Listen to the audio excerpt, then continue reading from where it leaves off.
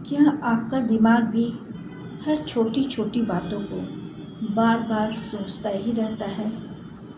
क्या आप देर रात तक सो नहीं पाते क्योंकि थॉट्स रुकने का नाम ही नहीं लेते हैं? अगर इन सब बातों का उत्तर हाँ है तो ये वीडियो आपके लिए ही है, क्योंकि इस वीडियो के माध्यम से मैं बताऊंगी ओवर थिंकिंग को साइंटिफिकली प्रूवन 5 तरीकों से तो आइए कैसे जानते हैं ओवर थिंकिंग क्या है। एक ही बात को लगातार बार बार लगातार सोचते रहना, जिस पर चाहकर भी कंट्रोल नहीं हो रहा हो, और ये थिंकिंग एक कड़ी की तरह एक के बाद एक जुड़ती चली जाए और ऐसा लगे आप जितना भी उसको रोकना चाह रहे हैं वो कड़ी रुकने का नाम नहीं ले रही है और थॉट प्रोसेस आपका आपके कंट्रोल से बाहर निकल गया है। आप लगातार सोचते ही जा रहे हैं और आपको पता है आप चाह रहे हैं कि ऐसा ना हो, और जितना ही चाह रहे हैं कि ना हो आप उस जाल में फंसते चले जा रहे हैं।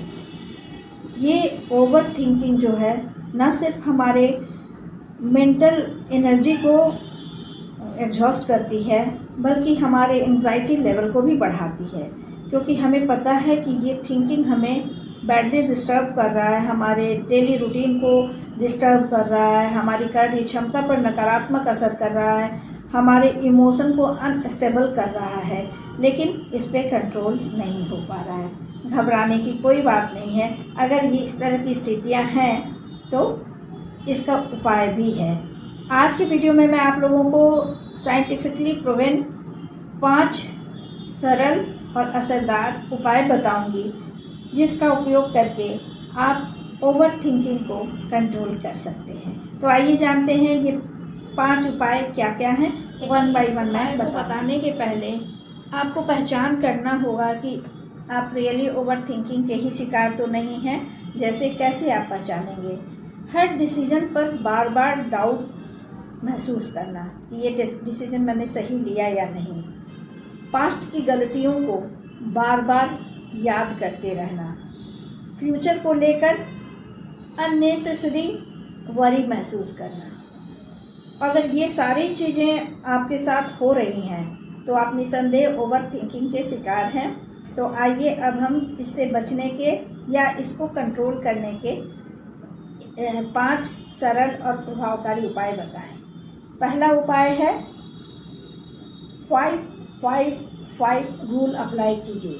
तो ये 5-5-5 रूल क्या है? बहुत ही सहज और आसान है। जो भी थॉट्स बार बार आपको परेशान कर रहे हैं, बार बार आपके दिमाग में आ रहे हैं और आप डिस्टर्ब हो जा रहे हैं, आप शांत चित्त होकर सोचिए, ये जो थॉट्स हैं, क्या ये थॉट्स आपके साथ 5 दिन, 5 मंथ, 5 साल तक कंटिन्यू हैं? इनका कोई मतलब अस्तित्व रहेगा?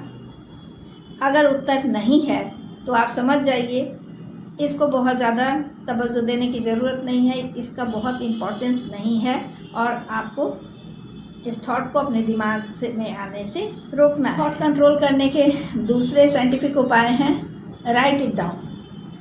जो भी थॉट्स आ रहे हैं उसको लिखना शुरू कीजिए, बहुत ज़रूरी है। अगर आप ये थॉट्स को लिखेंगे तो इससे 2 फ़ायदे होंगे। पहला, आपका थॉट क्लियर होगा, आपको समझ में आएगा ये थॉट क्या है और कितना मायने रखता है।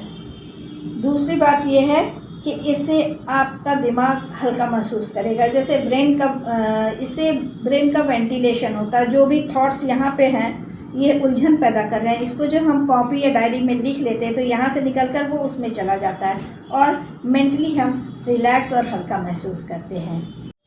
तीसरा उपाय वो है थॉट स्टॉपिंग मेथड, जिसको हम लोग जनरली ओसीडी के पेशेंट पर इसका इस्तेमाल करते हैं।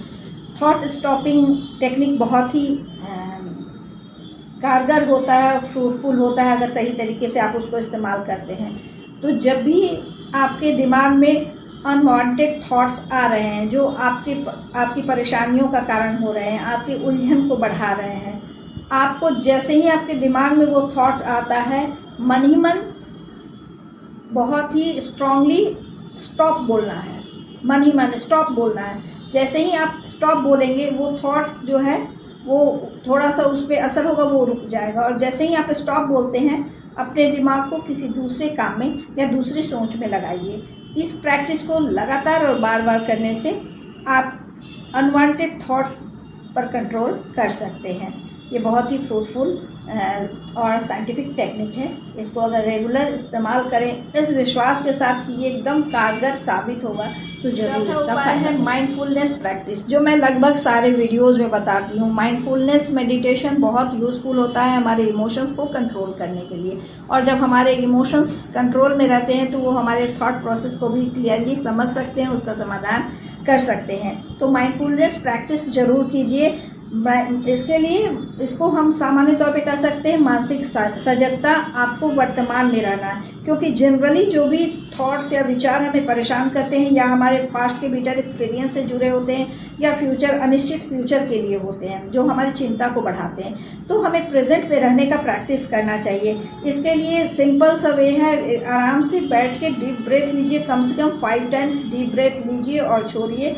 और जब आप ब्रेथ ले रहे हैं तो सांस लेते समय आपको फिजिकली कैसा फील कर रहे हैं, अंदर ठंडक महसूस हो रही है, जैसे एयर आपके नाक के थ्रू जा रहा है तो आपको जो महसूस हो रहा है, आपके शरीर में जो परिवर्तन हो रहा है। फिर सांस छोड़ते समय उस चीज़ को फोकस करना है और उसके बाद आपको मेडिटेशन 5 मिनट कम से कम करना है। इस प्रैक्टिस को अगर आप रेगुलर करेंगे तो ये भी अनवांटेड थॉट्स या जो ओवर थिंकिंग है उसमें कमी लाता है। Last but not least, action लें, परफेक्शन नहीं। मतलब इसका बहुत आसान है कि परफेक्शनिस्ट लोग की समस्याएं अधिक बढ़ती हैं। हम लोग ज़्यादातर परेशान होते हैं कि किसी भी काम को परफेक्टली कर लें, जबकि परफेक्ट सब हमेशा को ज़रूरी नहीं है। तो आपको अगर ओवर थिंकिंग को कंट्रोल करना है तो क्या करना है, क्योंकि अक्सर परफेक्ट डिसीजन हम चाहते हैं और वो नहीं कर पाते हैं, तो हमारे थिंकिंग पर उसका नकारात्मक असर होता है। तो आप याद रखिए, done is better than perfect.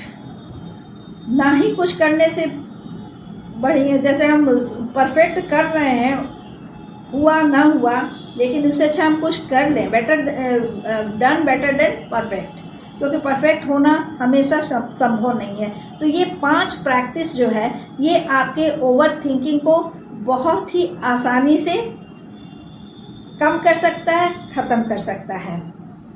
Over thinking आपको सिर्फ थकाता है, समाधान नहीं देता। इसलिए अपने थॉट को कंट्रोल करना सीखिए, क्योंकि जो थॉट है वो आपका सर्वेंट है, आपका मालिक नहीं है। तो उसको अपने कंट्रोल में रखिए, ना कि आप उसके कंट्रोल में हो जाइए। अगर आपको यह वीडियो उपयोगी लग रहा है तो इसे लाइक कीजिए, शेयर कीजिए और कमेंट में ये ज़रूर बताइए आप सबसे ज़्यादा किस बात को ओवरथिंक करते हैं। मैं आपके सवालों पर अगला वीडियो ज़रूर बनाऊंगी। आप सबको उम्मीद है अच्छा लगा होगा और इसी तरह की उपयोगी टिप्स लेकर मैं आती रहती हूँ पॉजिटिव हेयर सेंटर में, और आगे भी आऊँगी। आप सबको बहुत बहुत धन्यवाद।